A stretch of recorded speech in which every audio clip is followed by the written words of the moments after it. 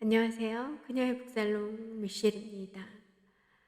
네, 오늘은 시인의 글을 한 편 소개해 드릴 겁니다. 마음챙김의 시라는 류시화 선생님이 엮으신 시 모음집이에요. 그 시집 속에 있는 이 시집에 붙이는 글 정도라고 할까요? 류시아 선생님이 이 시집을 또 이 시집에 담긴 선생님이 하고 싶었던 어떤 전하는 말을 말미에 묶어서 글로 남기셨습니다. 그 글을 읽어 드릴 거예요. 타이틀이 이렇게 붙어 있네요. 봄이 벚나무에게 하는 것을 너에게 하고 싶어. 마음챙김의 시 류시화. 내가 태어날 때 탄생을 주관하는 천사가 상자 하나를 주며 내 귀에 속삭였다. 세상에 내려가 마음이 힘들 때면 이 상자를 열어보라고. 그 투명한 상자에는 시가 들어있어서 삶의 불안을 느껴 상자를 열 때마다 인간 영혼의 원천에서 흘러나오는 그런 시들이 내 앞에 한 편씩 펼쳐졌다. 어떤 시는 비바람을 이겨낸 꽃이고 어떤 시는 히말라야 산길에서 언 발을 녹여준 털실 양말이었으며 어떤 시는 절망의 절벽에서 떨어져 내리는 나를 받쳐준 손이었고 또 어떤 시는 번갯불의 섬광을 닮은 새였다. 여기 내 인생의 방에서는 물건들이 계속 바뀐다 라고 미국 시인 앤 섹스턴은 그의 시에서 쓰고 있지만 나의 인생의 방에서는 운율, 단어, 길이가 다른 그런 시들이 계속 이어졌다. 지혜와 통찰력에서 나온 그 시들을 읽으면서 나는 고개의 각도를 돌려 나 자신을 보고 삶의 진실과 마주하고 의문의 답을 찾는 문을 열었으며 온전한 삶을 방해하는 진짜 얼굴이 될 뻔한 그런 가면들을 벗을 수 있었다. 당신의 탄생을 주관한 천사가 당신에게 준 상자에 무엇이 들어있든 그 천사가 당신에게 부여한 눈썹과 이마의 넓이, 턱의 생김새에 어떤 차이가 있든 우리에게는 한 가지 공통의 운명이 있다. 바로 삶의 모든 순간들을 경험하되 자기 자신이 누구인지 잊지 않는 일이다. 무엇보다 우리는 영혼을 소유한 채 성공과 실패, 기쁨과 슬픔, 욕망과 결핍, 여러 번의 이사, 무서운 병진단, 실직 등을 헤쳐나가는 여행자 아닌가. 별에서 별로, 한 생에서 다음 생으로. 그렇다면 영혼 안에 무엇을 지니고 여행하는가? 사랑인가? 그리움인가? 아니면 순간들의 깨달음인가? 마음챙김 명상의 선구자인 존 카바치는 말한다. 바로 오늘의 당신의 삶을 여행으로, 모험으로 보라. 당신은 어디로 가고 있는가? 무엇을 추구하고 있는가? 당신은 지금 어디에 있는가? 지금 여행의 어느 단계에 와 있는가? 만일 당신의 삶이 책이라면 현재 머물고 있는 장의 제목을 무엇이라 붙일 것인가? 이 여행이 다른 누구도 아닌 당신 자신만의 여행이라는 사실을 기억하자. 따라서 길도 당신 자신의 길이어야 한다. 당신은 다른 누군가의 여행을 흉내내면서 당신 자신에게 진실할 수는 없다. 시를 읽는 것은 자기 자신으로 돌아오는 것이고 세상을 경이롭게 여기는 것이며 여러 색의 감정을 경험하는 것이다. 그런 의미에서 시는 마음 챙김의 소중한 도구이다. 카바찐이 설명하듯이 마음 챙김은 그냥 지금 이 순간에 존재하는 것, 미약한 숨소리일 뿐인 자신의 호흡에 집중하는 것, 주위에 있는 것 하나하나에 관심을 기울이는 것, 있는 그대로 세상을 바라보는 것이다. 무엇을 얻기 위함이 아니라 그저 온전히 나 자신으로 존재하는 것, 두려움, 고통, 질병, 죽음, 전쟁, 자연재해 등이 우리의 삶을 흔들 때 마음의 중심으로 돌아가려는 것은 도피가 아니다. 그것이 영성이다. 충분하다. 이 몇 마디 단어들로도 충분하다. 이 몇 마디 단어들로 충분하지 않다면 이 호흡만으로도 충분하다. 이 호흡으로 충분하지 않다면 이렇게 여기 앉아 있는 것만으로도 충분하다. 삶에 이렇게 열려 있기를 우리는 거부해 왔다. 다시 또 바로 이 순간까지. 데이비드 화이트의 충분하다라는 시였어요. 우리는 끝없이 무엇인가가 되어야 하고 땀 흘려 일해야 하고 성취도 해야 하지만 때로는 이 호흡만으로도 충분하다.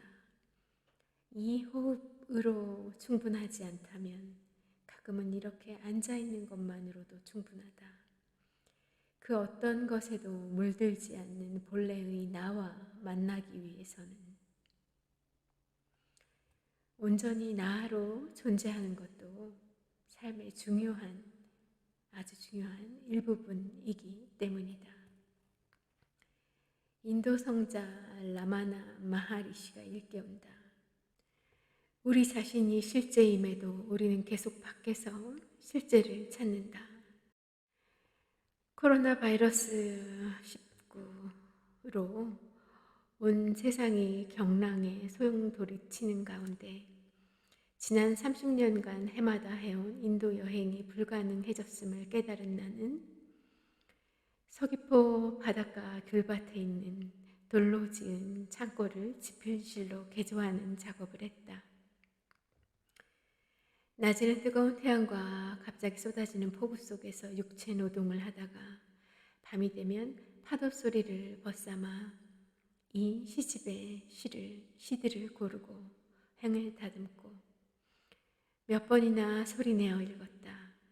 그 시들이 내 숨이 될 때까지 또한 이 시들이 당신의 숨결이 되기를 바라며 그 자체로 내게는 어려운 시대를 통과하는 마음 챙김의 순간들이었다.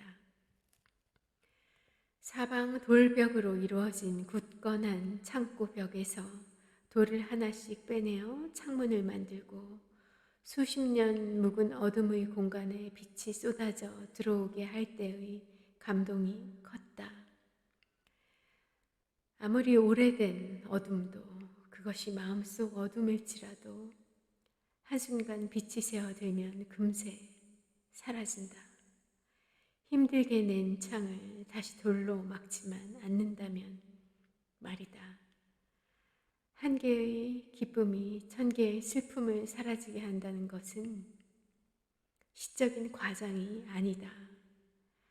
돌집이 완성될 무렵 이 시집도 완성되어 세상의 빛을 보게 되었다.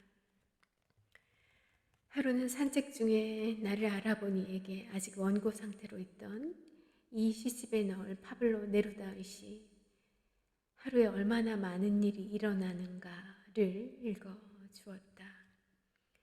파도는 물보라를 일으키며 밀려들고 범섬 앞 바위에는 가마우지 3마리가 검은 실루엣으로 앉아 있었다.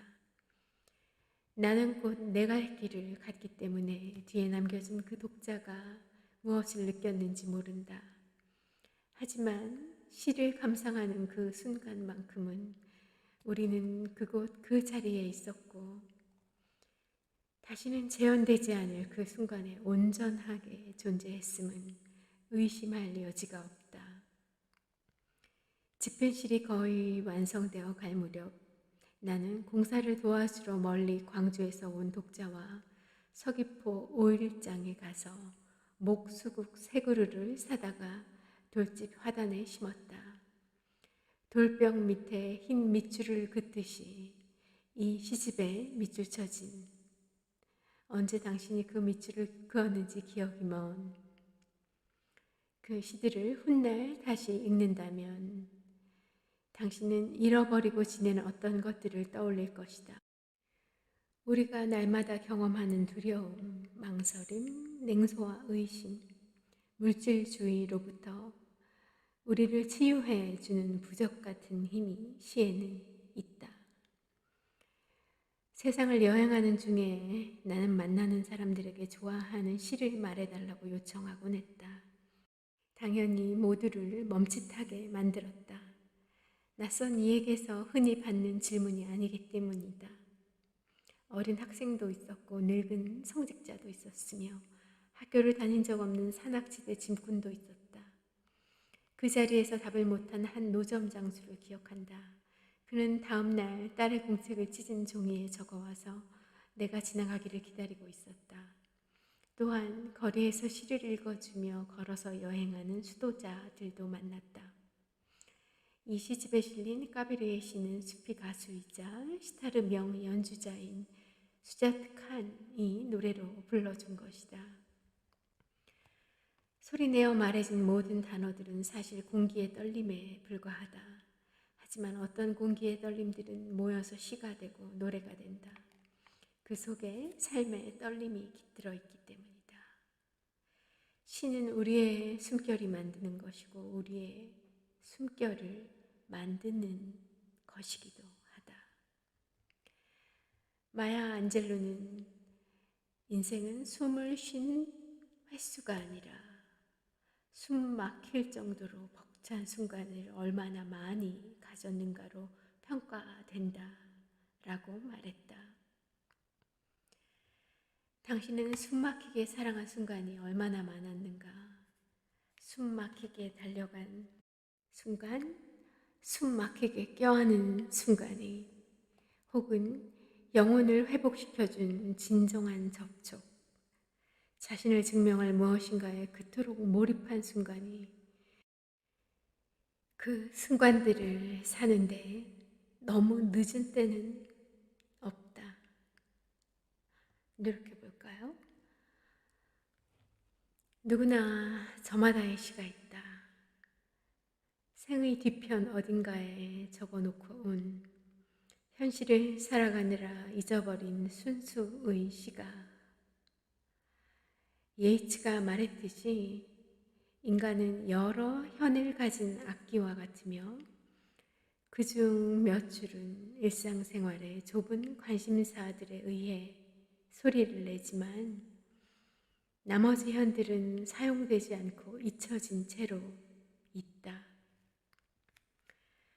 사회적 거리두기와 삶에 대한 성찰이 어느 때보다 필요한 지금 손 대신 시를 건네는 것은 어떤가? 멕시코의 복화술사, 영국 선원의 선원장, 기원전 1세기의 라삐와 수피의 시인뿐 아니라 파블로 네루다와 비수아바 심보르스카와 같은 노벨 문학상 수상 시인, 페이스북과 인스타그램의 신세대 시인들, 그리고 라다크 사원벽에 시를 적은 무명시, 고대와 중세와 현대의 시인들이 나와 타인에 대한 운율 깃든 통찰로 우리를 초대한다. 시는 삶의 모습과 우리 자신을 보여준다. 그리고 시는 우리 안에 불을 일깨운다. 자신이 마른 지푸라기처럼 느껴질지라도 그럴수록 불이 더 잘 붙는다는 사실을 잊지 않아야 한다. 신은 우리가 사람에 대해서 혹은 세상에 대해서 처음 사랑을 느꼈던 그 순간으로 돌아가라고 말한다. 자신이든 세상이든 본질적으로 불완전할지라도 시인은 성공과 실패를 말하지 않는다. 다만 사랑하는가, 사랑하지 않는가를 묻는다. 사실 그것이 전부 아니겠는가? 나의 진실하기가 왜 그렇게 어려운 걸까? 그토록 단순한 일인데 말이다. 그것은 은유도 추상도 아니며 그 밖의 모든 행위는 엇나가는 길인데도 그 밖의 모든 행위는 엇나가는 길인데도 내가 좋아하는 일화가 있다. 이름난 의사가 길에서 환자를 만났다. 의사는 화를 내며 말했다. 다리가 나을 때까지 걸어 다니지 말라고 하지 않았는가? 남자가 말한다. 다 나았는걸요. 말도 안 되는 소리. 내가 분명히 상처를 확인했는데 치료되려면 몇 달이 걸릴 거야. 바알 샘토브라는 다른 치료사에게 갔었거든요. 의사는 눈을 가늘게 뜨더니 아무 대꾸 없이 가버렸다. 며칠 뒤 그는 하시디즘의 성자 바알 샘토브의 대문을 두드리며 소리쳤다. 당신이 치료사라고 주장한다는데 사실이요? 바알 샘토브가 나와서 말했다. 친구여, 신만이 치료사가 될 수 있어. 그러자 의사가 말한다. 우리 서로를 진단해 봅시다. 상대방의 병을 누가 더 잘 진단하는지 시합해 봅시다. 성자는 미소를 지으며 말했다. 원하는 대로 하시오. 의사는 먼저 바알셈토브를 진찰하기 시작했다. 1시간 동안 몸의 여기저기를 찔러보고 귓속을 들여다보고 무릎을 두드려 본 뒤 그는 말한다. 어떤 병도 발견할 수 없소. 그러자 성자 바알셈토브가 말했다. 당연히 발견할 수 없을 것이오. 나는 매 순간 신의 존재를 갈구하기 때문에 신을 느끼지 못하면 가슴에 통증을 느낍니다. 나의 병은 끝없이 신을 갈망하는 것이오. 그런 다음 바알셈토브는 의사의 눈을 응시한 후 말했다. 매우 귀중한 것을 잃은 적이 있어? 의사가 놀라서 말했다. 사실은 얼마 전에 비싼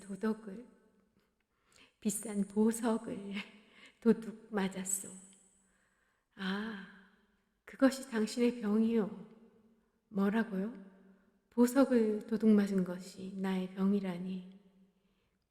바알삼토브가 말했다. 아니요. 나의 병은 신을 갈구하는 것이고 당신의 병은 자신이 한때 그런 갈구를 갖고 있었다는 것을 잊은 것이요. 저마다의 가슴 안에 그런 갈구가 있었다. 온전히 나로 살고자 하는 순수한 욕망, 인간의 여행을 하는 동안 진실한 감정에서 멀어지지 않겠다는 의지가 비록 상실, 상처, 패배가 그 여행의 본질적인 부분이라 할지라도 당신이 아직 어리든 나이가 많든 제 속의 불처럼 그 의지를 꺼뜨리지 않았다면 당신은 아직 내면의 실을 잃지 않은 것이다. 그리고 만일 그것을 잃었다면 다 잃어버린 것과 같다.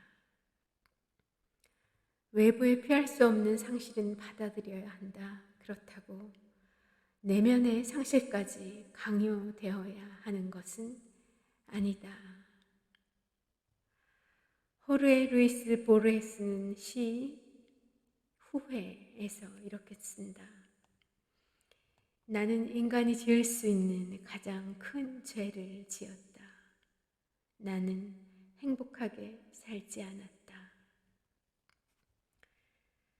행복하게 살지 않은 것, 그것이 가장 큰 죄라는 것이다. 행복은 다른 것이 아니라 모든 순간을 기꺼이 껴안는 것이다.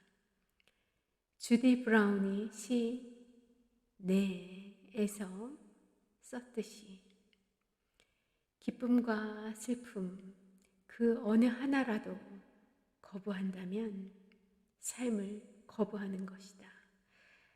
그렇게 그 둘 다에게 기쁨과 슬픔 둘 다에게 네라고 말해야 한다. 가슴은 문이 되어야 한다. 때로는 그 문 앞에 서서 왜를 물을지라도 모든 순간을 기꺼이 초대할 수 있도록 이유를 알 수 없다고 가슴의 문을 오래 닫아두어서는 안 된다. 까비르가 노래했듯이 모든 호흡마다 그 순간을 살아야 한다. 그것을 나는 마음 챙김의 진정한 정의라고 이해한다. 시 모음집을 영어로는 앤슬러지라고 한다.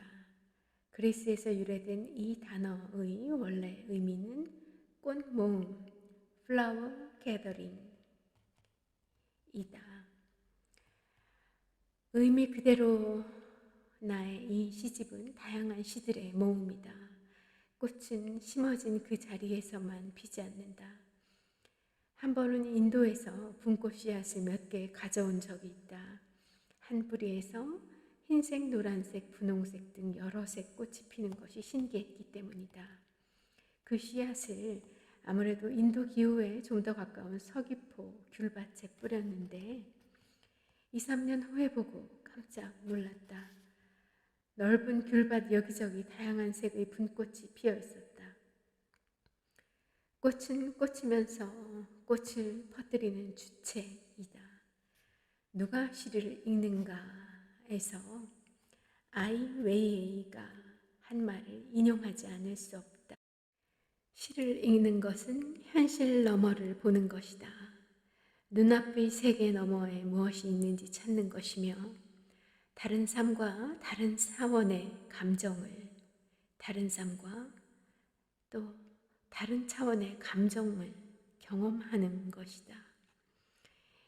인간 본성을 이해하는 것이고 가장 중요하게는 젊고 늙고 늙고 배우고 못 배우고를 떠나 타인과 나누는 것이다. 인생에서 읽어야 할 시의 적정량이 몇 편일지는 모르지만 나는 운이 좋은 사람이다. 내 잠언시집 지금 알고 있는 걸 그때도 알았더라면부터 지금 이 시집까지 전 세계 시인들의 시를 읽고 번역하고 나누었으니 이 생에서 이만한 행운이 또 어디 있는가. 치유 시집 사랑하라 한 번도 상처받지 않은 것처럼 그 시집을 출간한 이후로 15년 동안 모은 내가 좋아하는 시들의 결실이 바로 이 시집 마음 챙김의 시 이 책이다. 시집에 수록할 시 선정 다음으로 할 일은 시 사용을 허락받는 일이었다. 생존 시인에게는 직접 이메일을 띄우고 작고한 경우에는 저작권자 혹은 출판사에 연락했다. 예상하지 못했었는데 너무나 즉각적이고 애정어린 답장을 받게 되었었다. 신종 바이러스로 인해 온 인류가 존재적으로 위축된 상황에서 마음 챙김을 위한 시를 소개하겠다는 나의 취지에 모두가 공감하고 기꺼이 시의 사용을 허락해 주었다. 한 시인은 미국에서 동시에 출간하자는 제의까지 했다. 미국 뉴저지 출신의 시인 앨런 바스는 시의 어느 구절이 의미하는 바에 대한 나의 질문에 친절히 답해주면서 자신의 인생에서 가장 불행한 시기에 그 시를 썼다고 말해주었다. 그리고 자신에게 그러했듯이 때로는 슬픔이 촉매가 되어 강한 의지가 우리를 일으켜 세운다고 했다. 그 시는 이래요. 삶을 사랑하는 것, 도저히 감당할 자신이 없을 때에도 소중히 쥐고 있던 모든 것이 불탄 종이처럼 손에서 바스러지고 그 타고 남은 채로 목이 맬지라도 삶을 사랑하는 것. 슬픔이 당신과 함께 앉아서 그 열대의 더위로 숨막히게 하고 공기를 물처럼 무겁게 해 폐보다는 아가미로 숨쉬는 것이 더 나을 때에도 삶을 사랑하는 것. 슬픔이 마치 당신 몸의 일부인 양 당신을 무겁게 할 때에도, 아니 그 이상으로 슬픔의 비대한 몸집이 당신을 내리누를 때, 내 한 몸으로 이것을 어떻게 견뎌내지 하고 생각하면서도 당신은 두 손으로 얼굴을 움켜쥐듯 삶을 부여잡고 매력적인 미소도 매혹적인 눈빛도 없는 그저 평범한 그 얼굴에게 말한다. 그래, 너를 받아들일 거야. 너를 다시 사랑할 거야. 엘렌 바스, 중요한 것은 이라는 시였습니다. 해밍웨이 이후 가장 뛰어난 소설가로 꼽히는 레이먼드 카버는 대성당과 제발 조용히 좀 해요 같은 뛰어난 단편 소설집만이 아니라 좋은 시를 많이 남겼다. 오레곤주에서 제재소 노동자의 아들로 태어나 19살에 결혼해 20살 무렵에 이미 두 아이의 아버지가 되어 있었다. 가족을 먹여 살리기 위해 집배원, 주유소 직원, 화장실 청소부 등 온갖 일을 하며 밤에 차고에서 글을 썼다. 당장 원고료를 받아야 했기에 짧은 시간에 완성할 수 있는 단편 소설을 매일 써서 단편 소설의 대가가 되었다고 한다. 끝없이 관계가 나빴던 첫 아내와의 이혼 후 레이먼드는 40살에 시인 테스 갤러거를 만나 비로소 정신적 안정을 찾고 오랜 알코올 중독에서도 벗어났다. 하지만 10년 뒤 폐암으로 세상을 뜨고 말았다. 그의 시 레이먼드 카버의 시 사용 허락을 받기 위해 출판사에 연락했으나 회신이 없어 미망인 테스 갤러거에게 이메일을 보냈다. 금방 답장이 왔다. 자기 남편의 시를 시집에 실어줘서 고맙다고. 그리고 이 낯설고 불안한 시대에 이 시집이 위안과 힘을 주게 되기를 바란다면서 작곡가인 손자 브라이언이 2번이나 서울을 여행했는데 무척 마음에 들어 했다고 전했다. 레이먼드 카버의 시입니다. 그럼에도 너는 이 세상에서 내가 얻고자 하는 것을 얻었는가? 그렇다. 무엇을 원했는가? 나 자신을 사랑받는 사람이라고 부르는 것. 이 지상에서 내가 사랑받는 존재라고 느끼는 것. 레이먼드 카버 마지막 조각글이라는 시였습니다. 이번 시집에는 싣지 않았으나 오래전 세상을 떠난 폴란드 시인 안나 스웨르의 시도 있다. 사용 허가를 부탁하자 그녀의 딸 루드밀라는 어머니를 향한 그리움과 세상의 여전한 몰이해로 인해 눈물을 지으면서 내가 요청한 시뿐만 아니라 그녀의 모든 시에 사용을 허락했다. 크라쿠프, 그녀가 있는 크라쿠프는 대유행병의 우울과 상관없이 여전히 아름답다고 전해주면서 안나 스웨르의 나는 할 수 없다라는 시입니다. 읽어드릴게요. 나는 당신이 부럽다. 매 순간 당신은 나를 떠날 수 있다. 나는 나를 떠날 수. 북인도 바라나시에서 길을 걷다가 어떤 나무에 많은 새들이 앉아 있는 걸 보았다. 호기심에 이끌려 다음 날도 또 그 다음 날도 그곳으로 갔는데 여전히 유독 그 나무에만 많은 새들이 모여서 지저귀고 있었다. 그 지역 사람들에게 이유를 물었지만 누구도 뚜렷한 답변을 하지 못했다. 빤이라는 거 일종의 향신료, 담배라고 하네요. 그걸 너무 씹어 혀까지 새빨개진 노인이 새들이 이 나무를 좋아해서겠지라고 내뱉은 말이 유일한 정답이었다. 당신이 새라면 아무 나무에나 앉을 것 같지만 실제로 새가 된다면 그렇게 하지 않을 것이다. 특유의 향기와 매력으로 당신을 초대하는 맵시 있는 나무에 내려앉을 것이다. 나는 그런 나무 같은 시를 좋아한다. 그 동네 오래된 2층 가옥에는 10개가 넘는 방에 세입자들이 다닥다닥 붙어 살았는데 네모난 안뜰에 주황색 꽃이 피는 나무가 한 그루 서 있고 그 나무에는 낮이든 밤이든 새들이 가득해 소란스러울 정도였다. 새들에게 열려있고 다정하고 가지마다 안식처를 내주는 나무였다. 좋은 시는 혼자 그렇듯 노래하는 것이 아니라 독자가 그 행들의 나뭇가지와 단어들의 잎사귀 속에서 기억, 상실, 기쁨, 다짐을 중얼거리게 한다. 어느 날 내게 말을 걸어온 이 시들이 당신에게도 다가가 속삭이며 말을 걸 것이라고 의심치 않는다. 한편의 시가 한 사람에게서 다른 사람에게로 건네지는 것은 인간 고유의 아름다운 행위이다. 시는 문학적인 행위이면서 나눔이고 선물이다. 살아온 날들이 살아갈 날들에게 묻는다. 너는 마음 챙김의 삶을 살고 있는가? 마음 놓침의 시간을 보내고 있는가?